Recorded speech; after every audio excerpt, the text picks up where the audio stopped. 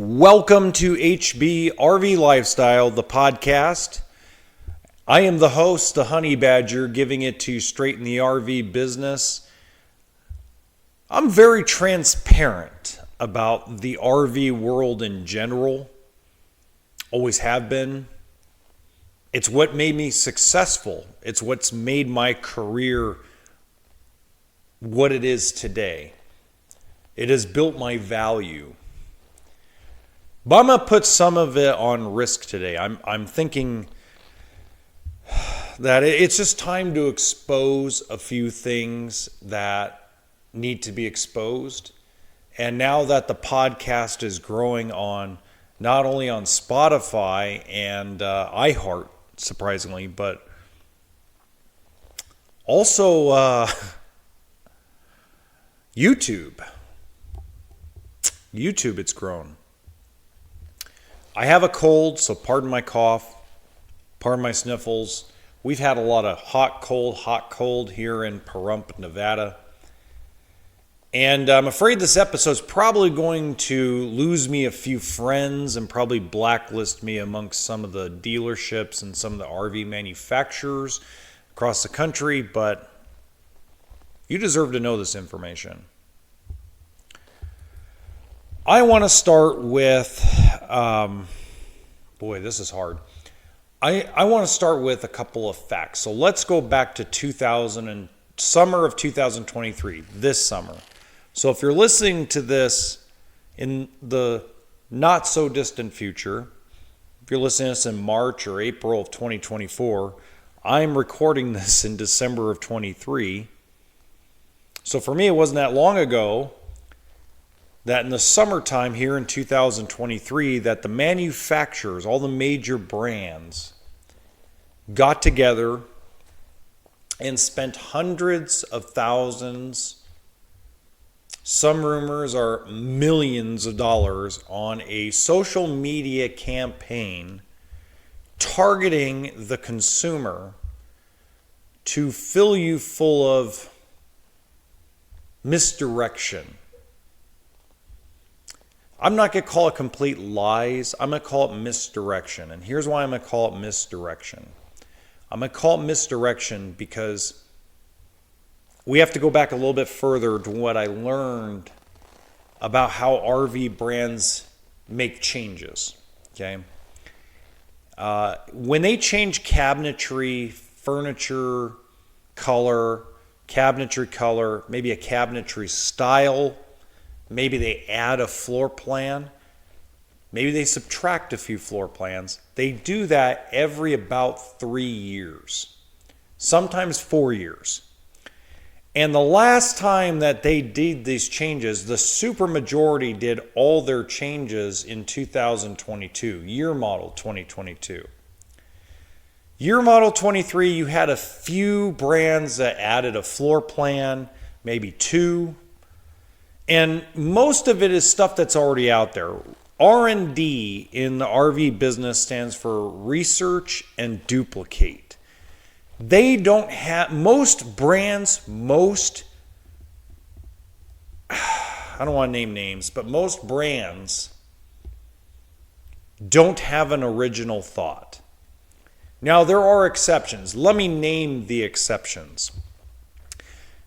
I'm going to say my old boss and my old GM are more open to changing things at Coachman, Clipper, and Viking than most other brands. That includes Grand Design. That includes Winnebago.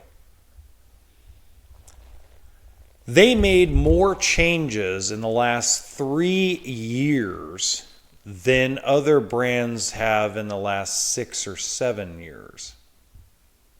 So I want to give a big shout out to Red, because I know Red is a listener. I've been told he's a listener. Big shout out to you, dog. I think you've killed it on the 2024 stuff, and I think a lot of people are going to agree. I just wish that the industry was in a better position so that way you could get it out to market faster.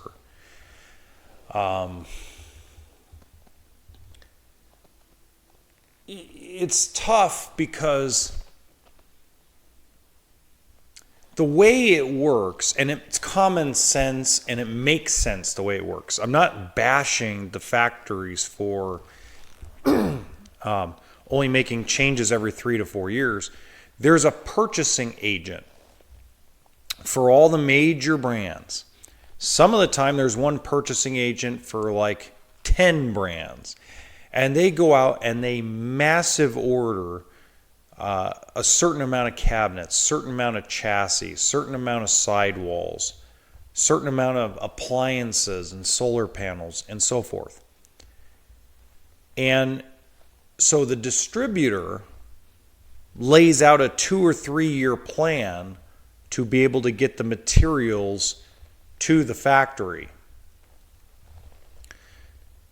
So when you don't make changes every year, that's not the way manufacturing would work on the RV side, because otherwise there would be no consistency in the quality. Now, not to say the RVs are all great quality. No, of course not. There's bad eggs. I mean, they're built by hand. We all know the horror stories that we've heard from the people that have had bad experiences. But when you have consistency on what product you're using, what kind of cabinets, what kind of appliances, and you do that for like a 3-year period or 4-year period, you get better quality units going over the curb out to the dealer. What it does once it gets to the dealer, once it's gone through its earthquake on wheels period, that's a different story. Oh man. Okay. So they fed you a bunch of bull crap. They fed you a bunch of baloney on TikTok and Instagram and Facebook. They told you, we're going to make all these changes. We're making all these changes. We're going to reinvent the RV business, is what the majority of the brands told you. And it wasn't just Forest River, it just wasn't Thor or Keystone or any of those. It was Grand Design, it was Winnebago. Every one of them was guilty of this. And there are some changes, don't get me wrong, some really pathetically bad ones. But for the most part, it's the status quo. So the 2023s and the 2024s, for the most part, are going to be identical. They are identical. I've proven it with RPod. I've proven it with Surveyor. I've proven it with Georgetown Motorhomes. I've proven it with Grand Design Imagine. I've proven it with Grand Design Transcend. I've proven it with Keystone Cougar and Keystone Montana. I have so many videos that I've released or am releasing on my regular channel exposing that they are the same. So here's what they really did, guys. What they did was they took something like the Springdale 1800 BH or the 175 BH at Forest River. So let's be even here. They stripped off the solar panel, stripped out the inverter, put smaller tires, put a smaller awning, put a side-mounted air conditioner, took out the furnace and put some silly fireplace. They decontented the unit so bad that dealerships in this market are having a tough time moving them, even though they are cheaper priced. Because people who are Gen Z, Gen X, baby boomers, millennials, you are not idiots. A lot of you are getting to the point where it's like, we need Wi-Fi, because a lot of you can remote work. A lot of you can go on vacation for a week, go to a campground, go decompress, but you still need to answer email. You still need to answer, your boss's calls. You need things to keep life going. And when you strip all this crap out of a travel trailer, because we're making changes, we're gonna take everything out so that way it's less expensive. Most people want that stuff. Most people, the majority of the RV business, wants some kind of solar, wants some kind of nice battery system, wants a roof-mounted air conditioner so that way when they go into 85 to 105 degree temperature, you can cool it down. By the way, a lot of people like to fall and winter camp. When you take a furnace out of a travel trailer, you screw them from being able to do winter camping. Well, it was cheaper to put the electric fireplace in there. Okay. How many people are going to be able to run a generator or be plugged in at a campsite? Not a lot. A lot of people dry camp. A lot of people off-grid camp. So you've taken away the affordable options from these people.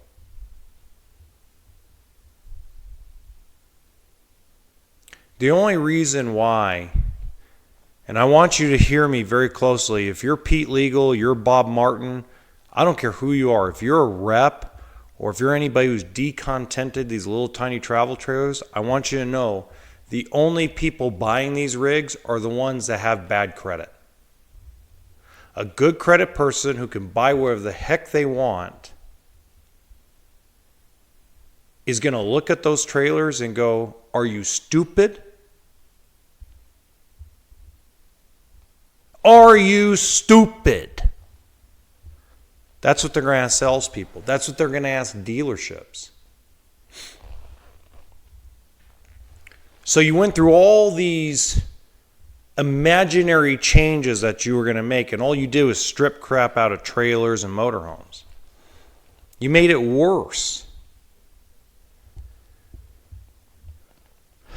Look, there is if you take every single 2023 in Canada and the United States, and you take every 2022 that's left in Canada and the United States, we have, as an industry, an 18-month supply of RVs to sell if it's a okay market. We are in a garbage economy where people are having a tough time putting food on the table. So that family of 5, family of 6 that normally comes out and buys a bunkhouse travel trailer, they're gone. They're out of the market until the economy gets better. So now that they're gone and they're not buying the 24 to 28 to 29 foot bunkhouse anymore, that crap's sitting on dealership lots. And the only way it's going away is if you take massive losses. I've taken almost, what did I calculate it? I think I took $600,000 in losses in the selling price of bunkhouse travel trailers in 2022 and 23 toy haulers. That's this year, guys, $600,000. Imagine if tomorrow I told you I was going to wipe out your bank account. I took $600,000 in losses in the selling prices of the units. I made some of it back in trades. I made some of it back in bank financing. So I didn't lose a total of $600,000, but just in the sales price, just in the price of what I'm selling them for, $600,000 since May 3rd. And dealerships across the country are doing the same thing, trying to shrink their inventory down. And it makes it tough because now there's a war that's a private war that's not being said or not being talked about outwardly between the dealerships and the manufacturers. And this time, I'm completely on the dealership's side of the war. I want to cuss somebody out at the factories. I want to get in front of Bob Martin, get in front of Pete Legal, get in front of the heads of Winnebago, get in front of the heads of every single major manufacturer, brand, GM, and tell them you all are stupid idiots in a lot more foul language than that. Shut it down. Do not build another 2024 until March. Leave the Canadian dealers alone. Leave the American dealers alone. We will survive the next 4 months if you shut up and stop calling us. Stop calling me. Now, some of you know you can call me anytime. Some of the reps know they can call me. I'll give them information. But for the rest of you knuckleheads that call me going, hey, do you think that Glenn and Andrew will order? Hey, do you think that Camping World, do you know anybody at Camping World that'll order right now? Do you know anybody at Bish's? Because I can't get a hold of anybody. You know what? Take your phone, chuck it into Lake Erie, and then go dig for it around the end of February. Leave us alone. We aren't ordering.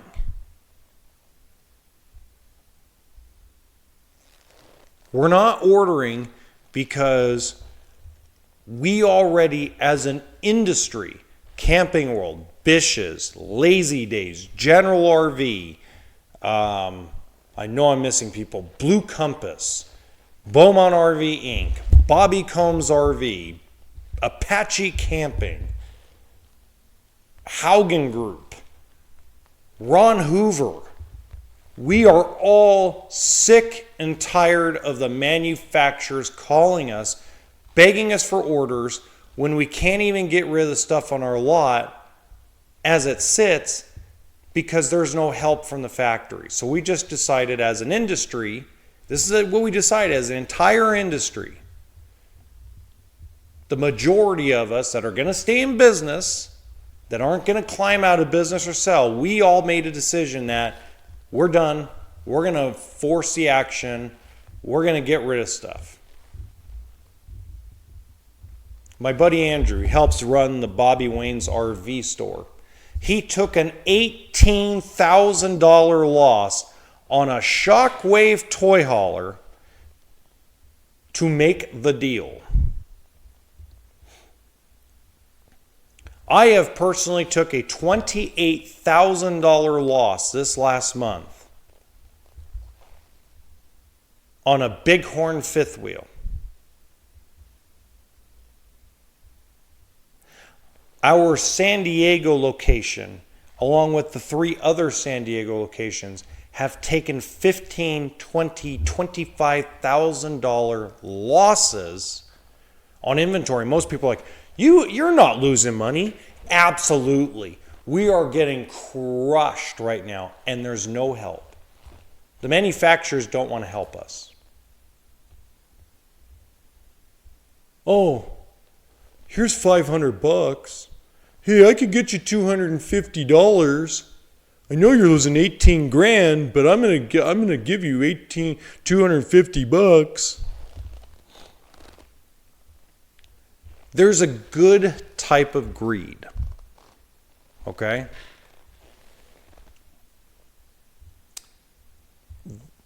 Greed is good in probably 80% of scenarios. But then there's a bad type of greed. And the bad type of greed has gotten a hold of some of the people on the manufacturing side of the business.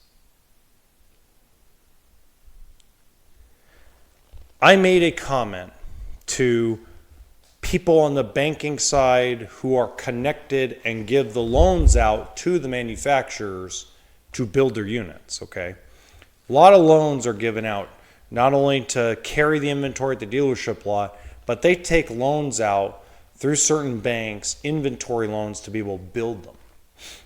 Okay? It's not all cash. There's loans involved, and that's very complicated. And I don't unfortunately I don't have the time to go into that.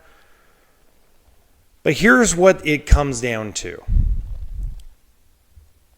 They shoved 1,200 total pieces in 2 years down dealerships' throats. And now they're mad at us because the economy went to crap about a year and a half ago. About February of 2022, the economy took a dump. We went through the largest bloodbath that I've seen since 2008. It's not as bad this year because there's a lot more buyers in the market, but you, the buyer, are like, nah, man, we're not paying sticker. We're going to pay back of invoice or we're just not going to buy. They're looking for deals. You, the consumer, I can prove it. I proved it. I told Andrew this yesterday. I told Andrew yesterday that it's funny that I lowered my prices on my shockwaves to 5 grand back of pure invoice, and I sold 3 of them in 4 days.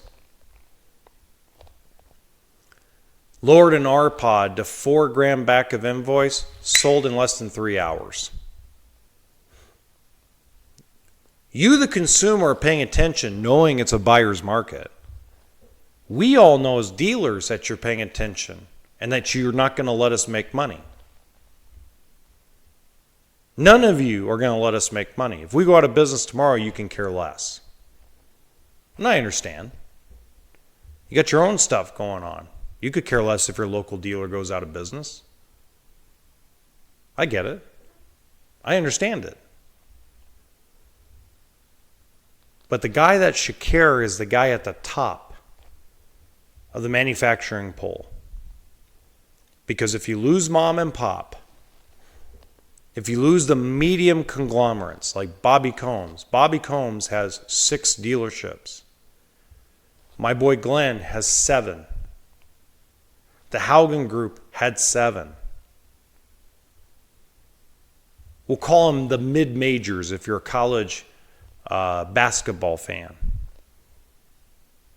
Apache Camping has 4 locations in 2 states. Curtis Trailers, who might only have 2 locations in Oregon, is a tremendously big company. Largest Keystone dealer in the country.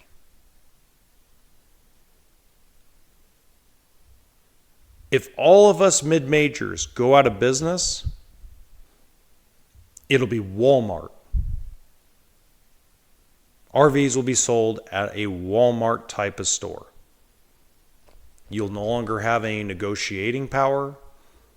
You'll no longer have any of that stuff. So I guess you really should care as a consumer whether your local dealer goes out of business or not.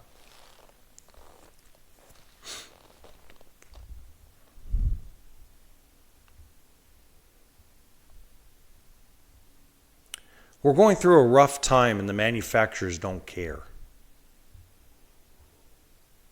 They could care less. They only care about their own pocketbooks. All the GMs care about is their bonus at the end of the year.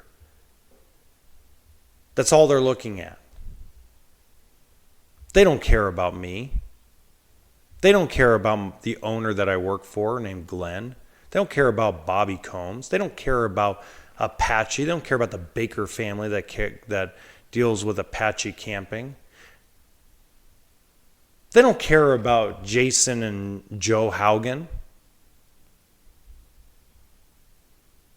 They could care less. They only care about how much money is in their bank account. And that's sad.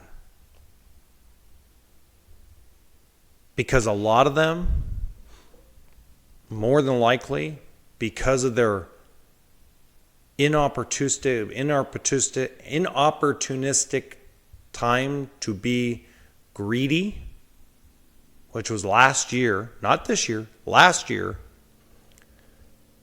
we may not have certain brands by the time fall of next year. That's a reality. I'll get blacklisted for saying all this stuff, and that's fine. Ooh, helicopter flying over the building. Okay. That's fine by me. You want to blacklist me because I tell the truth? Go right on ahead. But I'll keep telling the truth. I'm not a fake news guy. And I'm going to tell you that brands will go out of business. Factories will shut down by fall of next year. But what would help is if they stroke a check every time we take a massive loss, split the loss with us. That's what would help. If the manufacturers split the cost. So let me give you an example. Let's say one of my old dealers I worked with, Camping World of Vacaville. Let's say Eddie, great guy, amazing dude.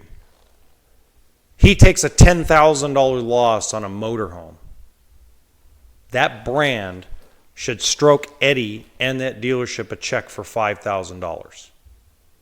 Hey, thank you for getting rid of that piece. I don't need a reorder to get you $5,000.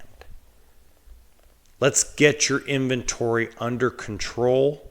That way we can have an amazing 2025. The general managers of all the factories, the presidents and vice presidents of the companies that are on the manufacturing side need to tighten their belt and come to the realization that they screwed up really bad.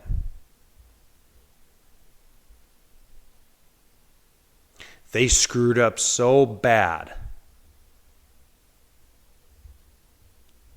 that we are in a situation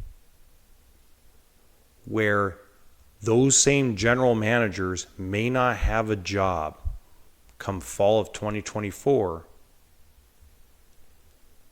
because they didn't want to push the envelope to make sure that the dealer was taken care of.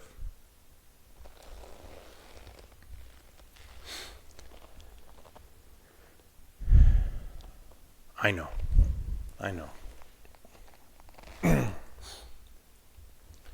The sky is not falling, guys. It's just, it pisses me off when you're lied to.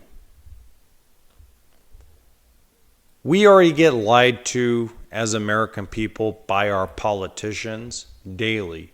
It could be Donald Trump, Joe Biden, Nancy Pelosi, Ted Cruz. It doesn't matter. It could be Republican, Independent, Democrat. They all lie through their teeth on a daily basis.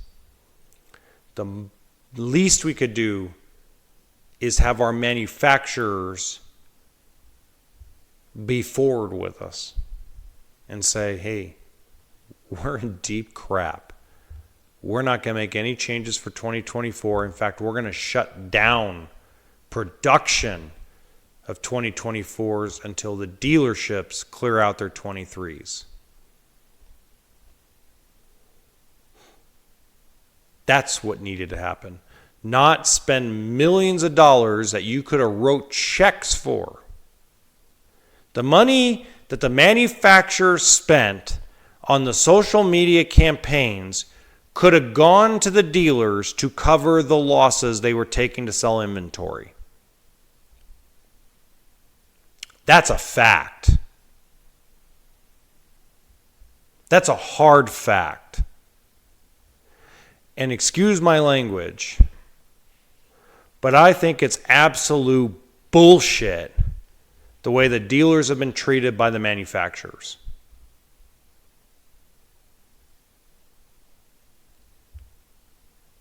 I really think there has to be a change in regimes. I think we need younger players on the factory level. We need younger guys, experienced guys in the industry that have the boots on the ground and understand what's going on a daily basis in the industry. That's all I have for today.